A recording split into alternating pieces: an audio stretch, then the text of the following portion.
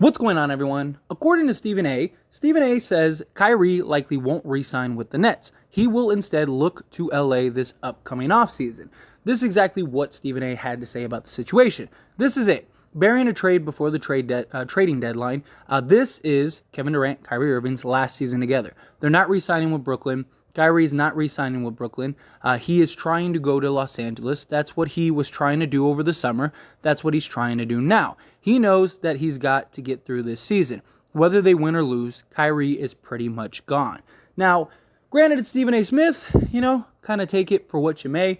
He's not really spot on most of the time, but I mean, to be fair, this isn't kind of like groundbreaking news. This is what we've heard all offseason, right? That Kyrie wants to go to Los Angeles. He wants to go team up with LeBron, that he was trying to work his way to Los Angeles this year, but Brooklyn wasn't having it. Brooklyn, the trade itself wasn't going to happen as long as Kevin Durant is on the team. Kevin Durant decided to stay, so they're riding out for a year, which makes a lot of sense. And this is something that has just been plaguing the headlines and the news and the Lakers and stuff like that in general. I talked about it and all the updates and stuff like that. And at some points, it looked like Kyrie Irving was really going to the Lakers. And then other times, looked like, yeah, this is it. And then ultimately, as soon as Kevin Durant said, okay, I'll stick it out for another year, that changed everything. And so I do think, and I've said this before, that I think that Kyrie Irving is going to go to the Lakers this offseason. And the Lakers are even sort of operating as if that potentially is the case, right? They're really sure about keeping and preserving cap space, even doing trades like the THT trade for Patrick Beverley, stuff like that. They don't want to give up all of their picks because if they were, say they did a Miles Turner Buddy Hield trade. If they give up both picks, they have no way of moving off of Buddy Hield. They can just let Miles Turner walk, but they can't move off of Buddy Hield. So the Lakers are really trying to stand pat. Now, Brooklyn is a team I think that you should look out for, come the midway point of the season. If Brooklyn is imploding and they start falling apart, I wouldn't be shocked if Brooklyn just tries to get something. Or even if they at any point kind of feel like, hey, I don't think we're going to win it this year. I could see them saying Kyrie's going to leave. Kevin Durant, he's going to want out again. Why not get something back for Kyrie Irving? Because the problem is that if Kyrie just walks, that's it. You don't have a cap space. It's not like you're going to all of a sudden have his cap room to go and get other guys. You're still maxed out. You still have Ben Simmons and Kyrie Irving and Joe Harris and guys like that. So your cap space is essentially gone. And in order to get something back for Kyrie Irving, you'd have to trade him at some point. Now, if they're really good and it looks like they're a legit contender or something like that, then I don't think that they're going to make that move. But if, say, come by the midpoint of the season, they're kind of in the same spot they were in last season, I wouldn't be shocked if you start hearing Brooklyn trade talks for Kyrie Irving again and kind of just seeing what's out there and maybe even the Lakers trying to make it bite. Now, do I think that that's likely to happen? Probably not. I think it's actually more likely Russell Westbrook gets traded for something before they end up trading for Kyrie Irving, because I think Brooklyn's going to just take their loss if they take their loss. Just everything we've seen, they kind of seemingly have accepted the idea of Kyrie's leaving, and I think that their hope is well, if we win a championship this year and Kyrie leaves, we at least won a championship, so we have that to hang our hat on.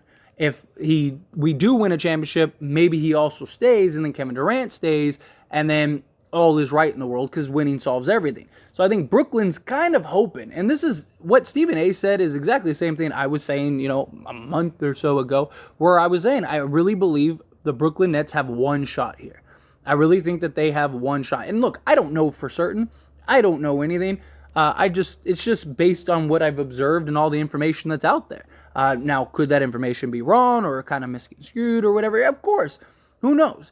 But at the end of the day, I do think Kyrie wants to go to LA. He made it pretty apparent in many ways. His camp was telling people everything.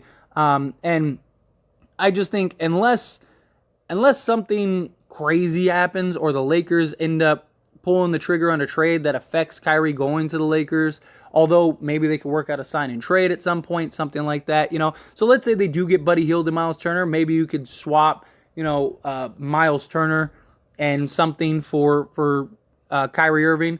something along those lines. I mean, the Lakers could still make it work. The Lakers could still figure it out because at that point, if Kyrie's leaving, better to get something than nothing. At least you get, a nice young center to put next to Kevin Durant, Ben Simmons, and then even if Kevin Durant wants to be traded, at least you have Miles Turner and Ben Simmons plus whatever assets and pieces that you get from those other teams. So say the Nets end up doing the Phoenix Suns deal, right? And they get Bridges and Johnson or something like that. Well, now you got Bridges, Johnson, you got Miles Turner and Ben Simmons. Or if they say that you do the Celtics deal and the Celtics end up trading Jaylen Brown and Marcus Smart. Well, now you got Marcus Smart, Jaylen Brown, Miles Turner, and Ben Simmons. That's a pretty solid team. You're probably just as good, if not, or at least better defensively, right? So I could see it getting worked out. I still believe to a degree that Kyrie Irving's coming to Lakers at some point. I really do. I think he really wants it. It just depends on how things unfold. Because the problem is that, can the Lakers be patient enough to wait it out for Kyrie to just sign outright? Or if they do a trade, can they do a trade that's good enough to go and flip those assets to go get a sign and trade for Kyrie Irving? Things like that. I do think that the Lakers know one way or another. I do think the Lakers kind of have an idea of what if Kyrie's coming or not. Kyrie and LeBron were in talks, have had conversations, stuff like that. And I'm sure LeBron James has relayed to, a Rob Pelinka, hey man, Kyrie's coming. Now, do you want to trust that Kyrie won't change his mind?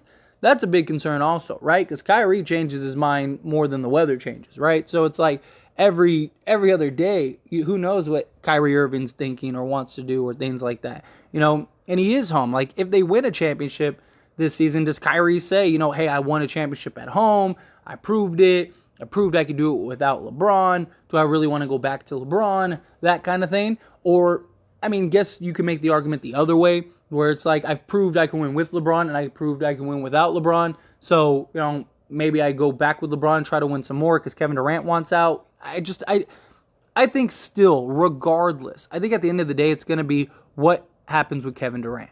Because Kyrie Irving and Kevin Durant are best friends. They're going to be talking to stuff like that.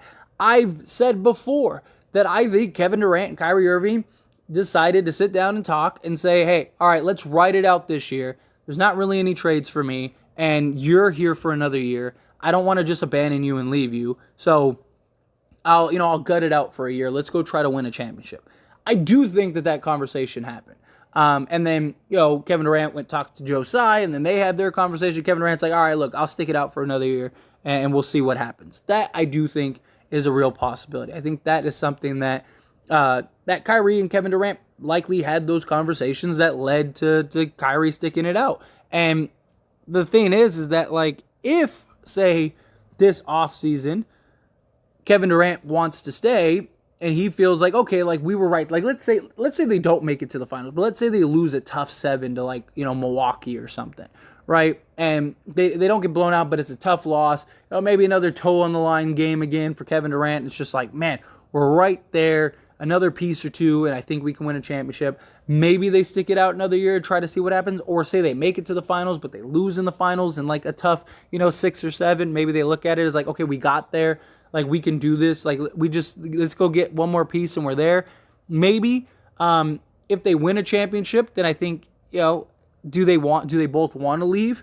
Although you can make an argument, yes, because Kyrie won in Brooklyn, like I said earlier, so it makes it easier for him to walk away of hey, I delivered to my hometown or my city. I did what I said I would. And even Kevin Durant, he kind of look at it as hey, I delivered you a championship. I kept my promise, and now I've proven that I can lead a team to a championship, and I want to go elsewhere. That's another possibility. But I don't want to get people to get their hopes up. I don't. I think it's not as likely as it is likely. But even now, after all this time, it all was sort of calm on the Northern Shore or whatever, and all of a sudden, boom, this comes back up, Stephen A. So, there's a reason for this, and I think it's interesting, to say the least. But I wouldn't, put up the house on it I wouldn't write home about it. Like, I would just kind of like keep an eye on it, keep an eye on Brooklyn, see what happens with Brooklyn, see what develops. And if they are falling apart, then maybe we could kind of squeeze in there. I think regardless, whether it's Kyrie or not, I do think the Lakers are going to have a lot of trade options in the next like 2-3 months. I really do. I think come like January, maybe even late December, you're going to see a lot of like talks and rumors and stuff of guys that are going to become available, because you're going to have a lot of teams that aren't very good that are going to say, you know what, let's just embrace the tank and try to go get Henderson or Victor. Like that's what I think is going to end up happening. But anyway, as always, this is a discussion, so I want to hear from you. Let me know your thoughts and opinions down in the comment section below. What do you think? Do you think it's ever going to happen? Do you think it's not going to happen? How do you feel about it? Again, Stephen A. Smith, take it how you may. I think it's a possibility. I think the Lakers had, like, it was either this year or not. I don't know if Kyrie's really going to come, and I don't know if you really want to push all your chips to the table on the idea of that. But I don't know. We'll see. We'll see what develops. It's a long ways away if it is to happen, and we'll see how this season goes. But again, however you feel, good, bad, ugly, somewhere in between, let me know down in the comments.